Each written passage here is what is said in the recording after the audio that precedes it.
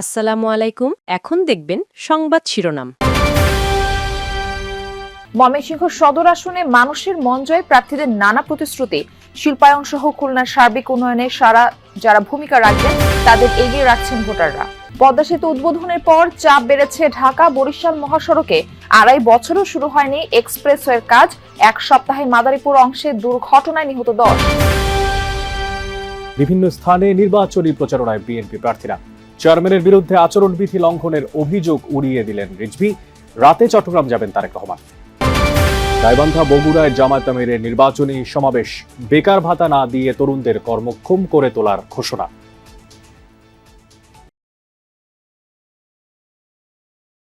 এতক্ষণ দেখছিলেন সংবাদ শিরোনাম, এখন দেখবেন বিস্তারিত। আর অবহেলার শিকার হতে চান না খুলনার মানুষ। এবার নিজেরাই ভোট দিয়ে যোগ্য প্রতিনিধি নির্বাচনের কথা বলছেন তারা। পাশাপাশি যারা নির্বাচিত হবেন তারা খুলনাকে বিশেষ গুরুত্ব দিয়ে শিল্পায়ন সহ সার্বিক উন্নয়নে ভূমিকা রাখবেন বলে মনে করছেন তারা। বিশিষ্টজনেরা বলছেন, রাজনৈতিক টানাপোড়েনের কারণে বরাবরই অবহেলিত উপকূলীয় সম্ভাবনাময় খুলনা জেলা। শেখ আল এহসানের প্রতিবেদন, ক্যামেরায় ছিলেন আমির সোহেল। জাতীয় নির্বাচন আসলে প্রার্থীদের মুখে উন্নয়নের প্রতিশ্রুতি, অঙ্গীকারের শেষ থাকে না, কিন্তু ভোট শেষ হলে তাদের আর কাছেই পাওয়া কঠিন, এমন অভিযোগ খুলনা অঞ্চলের মানুষের। উপকূলীয় এই এলাকার একসময় শিল্পের জন্য বেশ নামডাক ছিল, কিন্তু সময়ের সাথে সাথে জলবায়ু পরিবর্তনের কারণে প্রাকৃতিক ঝড় বা জলোচ্ছ্বাসের ঝুঁকিতে এই জনপদ। বিগত সময়ে একটি দল টানা ক্ষমতায় থাকলেও খুলনার আশানুরূপ উন্নয়ন হয়নি বলে দাবি এই নাগরিক প্রতিনিধির।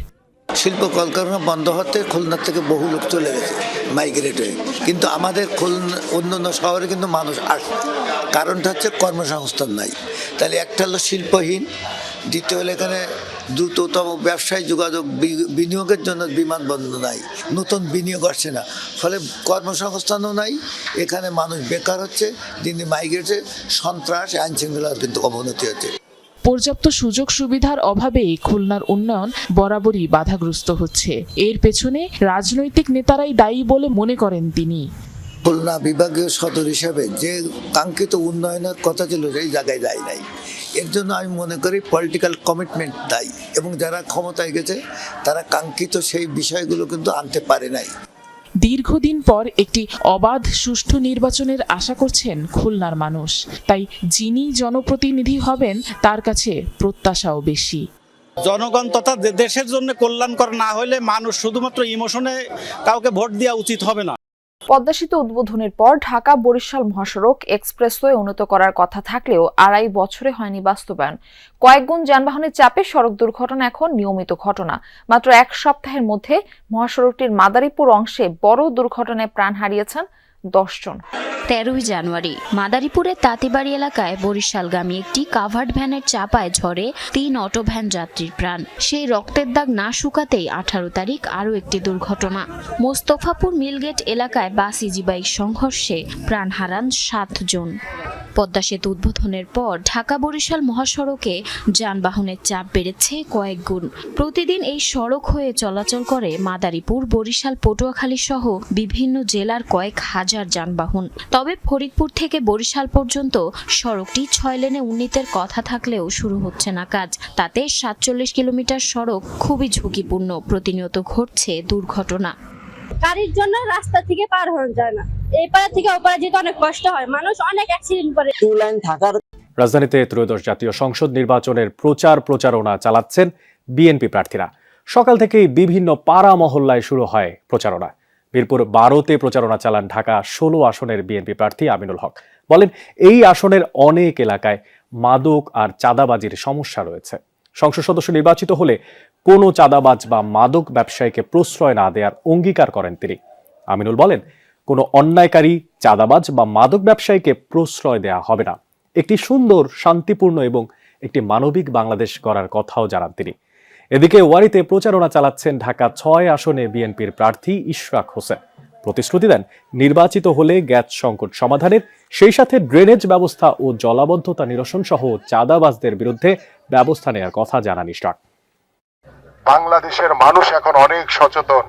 আপনারা যতই রাতের অন্ধকারে গিয়ে বিকাশ নাম্বার নিয়ে, এনআইডি কার্ড নাম্বার নিয়ে জালিয়াতি করার চেষ্টা করেন না কেন, আপনাদের এই তথ্য উপাত্ত, এই যে ষড়যন্ত্র বাংলাদেশের মানুষের কাছে কিন্তু প্রকাশ পেয়ে গেছে। গণপরিবহন এবং অন্যান্য যানবাহন যাতে পার্কিং করা হয়, যাতে জনসাধারণের জন্য যে উন্মুক্ত রাস্তা থাকার কথা সেটা যাতে প্রতিষ্ঠা পায়, সেটার জন্য আমি জোরালোভাবে আমার পদক্ষেপ নিব ইনশাআল্লাহ।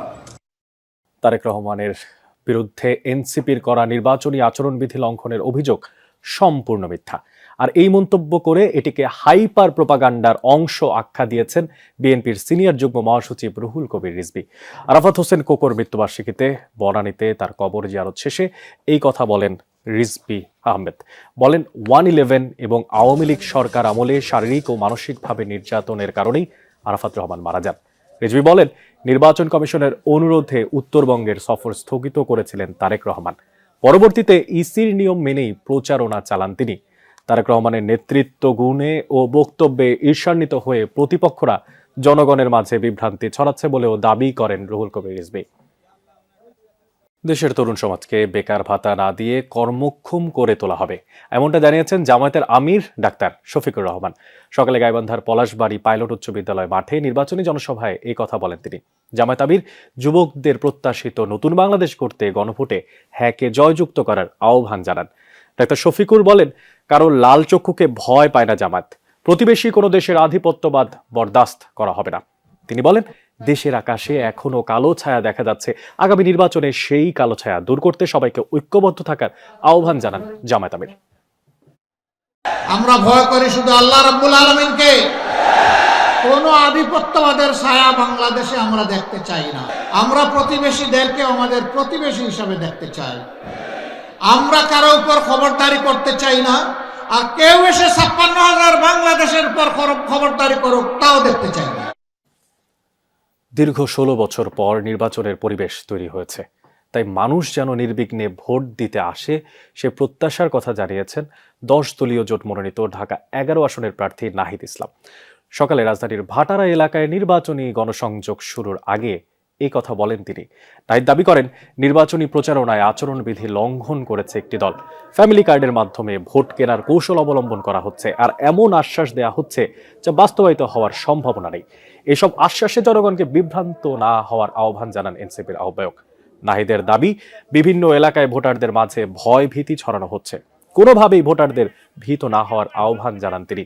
12 ফেব্রুয়ারি নির্বাচন যাতে সুষ্ঠু হয় সেজন্য কর্মীরা কেন্দ্রে গিয়ে পাহারা দিবে বলেও জানান নাহিদ ইসলাম। 16 বছর পরে যেহেতু একটা সুষ্ঠু নির্বাচনের পরিবেশ তৈরি হয়েছে, মানুষ যাতে নির্বিঘ্নে নির্ভয়ে উৎসবমুখর পরিবেশে ভোট দিতে আসেন, এবং কারণ এবারের ভোটটা একেবারেই নতুন এবং বাংলাদেশের ভাগ্য পরিবর্তনের ভোট।